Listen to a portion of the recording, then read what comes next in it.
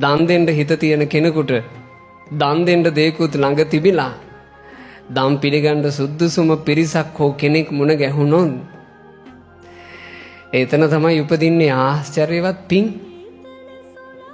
පෙර ඈත අතීතයේ තිස්ස කියන බුදුරජාණන් වහන්සේ කල්ප 94කට කලින් උන්වහන්සේ කාලේ ශ්‍රාවක සංඝයා පිරිවරාගෙන පිණ්ඩපාතේ වඩිද්දි තරුණෙක් තමන්ට ශිල්ප කියා දෙන ආචාර්යින්ගේ ළඟට යනවා. ආචාර්යින්ට ගුරු පඬුරක් විදියට වටින රෙද්දක් අරන්.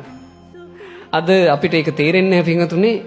සාමාන්‍යයෙන් ඒ කාලේ අතීතයේ පුරුෂයෝ වැඩිපුර උඩට පොරවලා තියෙන්නේ උතුරු සළුවක්.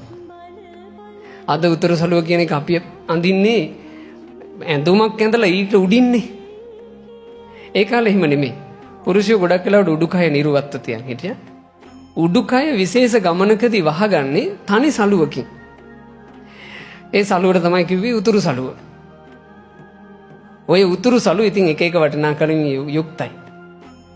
එදා තමන්ගේ ආචාර්යින්ට ශිෂ්‍යයා වටින උතුරු සළුවක් අරන් යනවා. උතුරු සළුව කියලා කිව්දින්නේ පොඩි රෙද්දන්නේ නේ.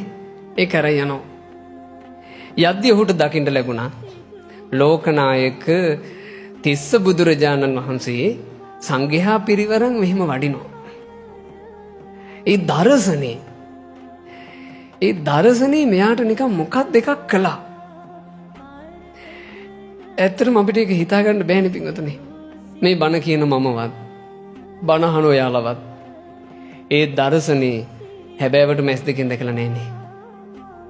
දෙතිස් මහා පුරුෂ ලක්ෂණයන්ගෙන් ලස්සන උතුම් සම්මා සම්බුදුරජාණන් වහන්සේ ශ්‍රාවක සංඝයා පිරිවරන් වඩිද්දී කොච්චර ලස්සන ඇද්ද කියලා අපිට දැක ගන්න පින් නැතුව ගියා.